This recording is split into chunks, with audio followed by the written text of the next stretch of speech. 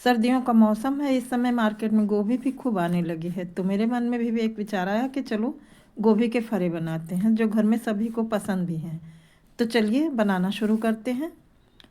तो ये गोभी के फूल को हरे पत्ते और डंठल से अलग करने के बाद हमने एक भगोने में पानी गर्म होने के लिए रख दिया। पानी गर्म हो चुका है तो इस पानी में हम गोभी को डाल देंगे और गर्म पानी में गोभी को थोड़ी देर के लिए ही डालना है और इसके बाद हमें गोभी को पानी से निकाल लेना है। और गर्म पानी में इसलिए डालना है कि गोभी अच्छे से धुलकर साफ़ हो जाएगी। इसमें जो धूल मिट्टी लगी होगी इसकी गंदगी निकल जाएगी। अब गोभी को पानी से निकालने के बाद एक प्लेट में रख लिया है और गोभी के ऊपर वाला भाग जो है उसे बारीक बारीक काटेंगे। जो नीचे का डंठल बचा है उसे इस तरह से काट कर अलग रख लेंगे। ऐसे इस तरीके से ऊपर वाले भाग को हमने काट लिया और ये डंठल जो बचा है उसको हम एक तरफ रख लेंगे। उसका फूल वाला भाग काट लेंगे और बचे हुए डंठल को अलग रखते जाएं। और जिस तरह से गोभी के ऊपर वाले फूल वाले भाग को हमने बारीक बारीक काटा था, उसी तरह से जो डंठल बचे थे उसको भी महीन महीन काट लिया है। और ये 4 टमाटर लिए हैं, इन्हें हम पीस लेंगे।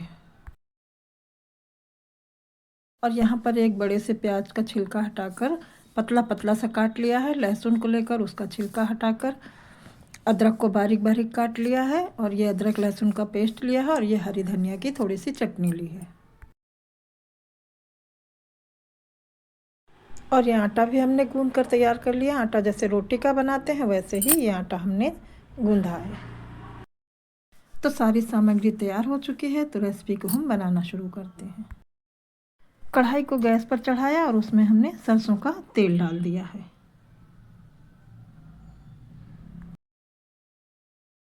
तेल डालने के बाद हमें थोड़ा रुकना पड़ेगा क्योंकि तेल को हमें गर्म होने देना है। पहले हमने जो गोभी को बारीक बारीक काटा था वो वाली सब्जी बनाएंगे जो हमें फरे के अंदर भरनी है। तो अब तेल गर्म हो चुका है तो इसमें हम कटा हुआ लहसुन डालेंगे और लहसुन डालने के बाद थोड़ी देर इसके पक जाने के बाद जो हमने अदरक बारीक बारीक काट कर ली थी उसको डाल देंगे। और जब हमने अदरक डाल दिया है तो इसको हम थोड़ा सा चला देंगे और लहसुन और अदरक का जो है रंग गुलाबी रंग का हो चुका है तो इसमें इसमें हमें प्याज नहीं डालना है, केवल ज़्यादा सा अदरक और लहसुन ही डालना है।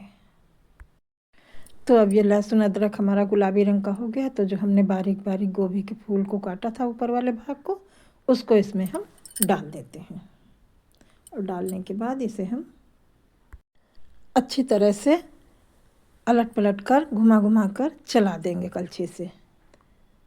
अच्छे से अदरक और लहसुन के साथ बढ़िया सा इसे चलाकर भून लेंगे। इस तरीके से हमें चलाकर इसको अच्छे से मिला देना है लहसुन अदरक के साथ और तेल में। अब गोभी में हम डालेंगे थोड़ी सी हल्दी डालेंगे और मिर्च जो है अपने स्वाद के अनुसार डालेंगे। जितना तीखा हम खाते हो उस हिसाब से हमने थोड़ी सी पिसी हुई लाल मिर्च डाल दी है। और इसके बाद हम स्वाद के अनुसार इसमें नमक डाल देंगे। नमक भी कम ज़्यादा जितना भी आप खाते हो उसी हिसाब से नमक भी डाल दीजिए। और इसके बाद हम सब्ज़ी को मसाले डालने के बाद अच्छे से चला देंगे। अब गोभी में हल्का हल्का पानी छूटने लगा है तो इसे हम ढक देंगे पकने के लिए और थोड़ी देर इसे हम पकने देंगे। तो अब गोभी को पकते हुए 10 मिनट हो चुके हैं। तो गोभी को खोल कर देख लेते हैं और इसे चारों तरफ से ऊपर नीचे करके चला देंगे।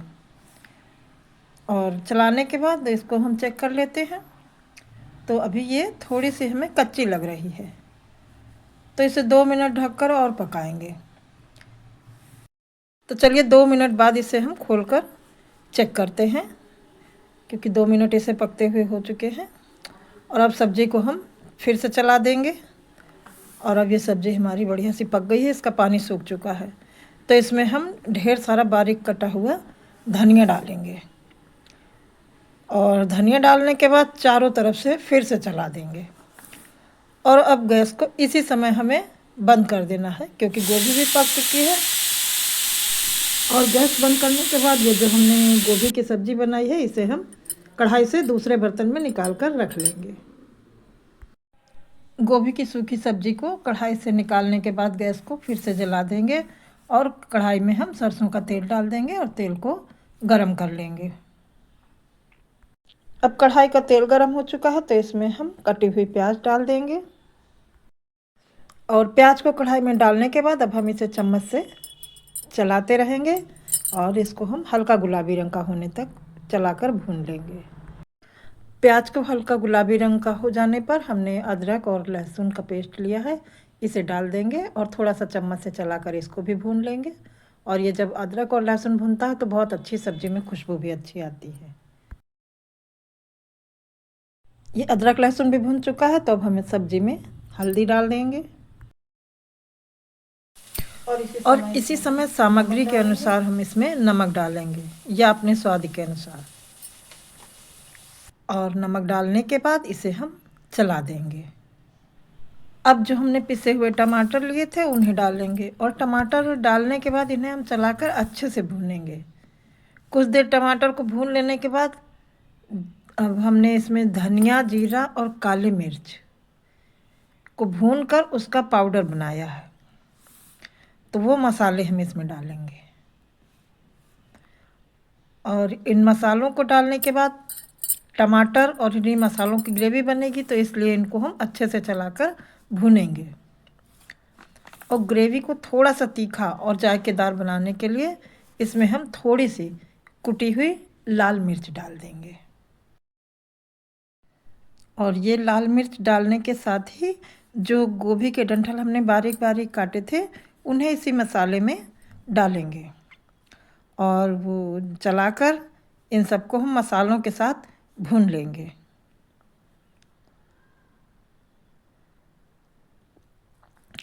और गोभी को भूनने के बाद जो हरी धनिया की हमने चटनी पीसी थी, तो धनिया में हमने लहसुन, हरी धनिया और हरी मिर्च पीसी है, तो वो चटनी डालकर अच्छे से मिक्स कर देंगे।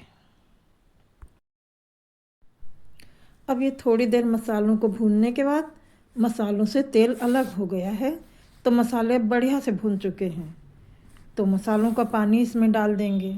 जो टमाटर, अदरक, लहसुन और हरी चटनी हमने पीसी थी उसी का पानी है जो भुने हुए मसालों में हम डालेंगे और पानी डालने के बाद इसे हम अच्छे से चला देंगे। इसके बाद अब इसमें पानी हम पूरा भर के डाल देंगे ऊपर तक, क्योंकि फरे आटे के होते हैं तो पकते समय पानी बहुत सोखते हैं, तो इसलिए पानी हमें ज़्यादा सा डालना है। फरे पकते पकते ग्रेवी पूरी सूख जाती हैं, तो पानी अभी कुछ हमें कम लग रहा है, तो थोड़ा सा पानी इसमें हम और डाल देते हैं। और ये करीब आधा लीटर से ज़्यादा ही पानी है, हमने इसमें डाल दिया है। और पानी डालने के बाद इसे चला देते हैं और जब तक ये इसमें उबाल आएगा तो हम अपने फरे बनाकर तैयार कर लेते हैं। अब फरे बनाने के लिए ये हमने ऐसे आटा लिया है और इस आटे की हम छोटी छोटी लोई काट लेंगे। पूड़ी से थोड़ा छोटी लोई लेंगे इस तरीके से, और एक एक करके इस तरीके से हाथों में लेकर दोनों हाथों से ऐसे गोल गोल करके और फिर इसे चपटा कर लेंगे, जैसे छोटे छोटे पेड़े की तरह इसको चपटा करेंगे। पहले गोल कर लेंगे हाथों पे लेके, फिर इसको चपटा कर लेंगे और फिर जो है सबको छोटे छोटे पेड़े जैसा बनाकर हमने तैयार कर लिया है। इस तरीके से आटे की लोई काटी और उसको हथेलियों पर रख के गोल किया और इस तरीके से छोटे छोटे पेड़े लिया। अब वो क्या करेंगे, अब एक ऐसे पेड़े को उठाएंगे और चकले पर सूखा आटा डालेंगे इस ऐसे, और उसी सूखे आटे पर लोई को हम रखकर पूड़ी से थोड़ा सा छोटा बेलेंगे इस तरीके से ऐसे। और जैसे रोटी बेलते हैं ना, तो रोटी से थोड़ा पतली बेलेंगे। ये इसलिए पतली बेलेंगे क्योंकि ये फरे जब अगर मोटे होंगे तो फिर जब पकने के बाद खाने में अच्छे नहीं लगेंगे।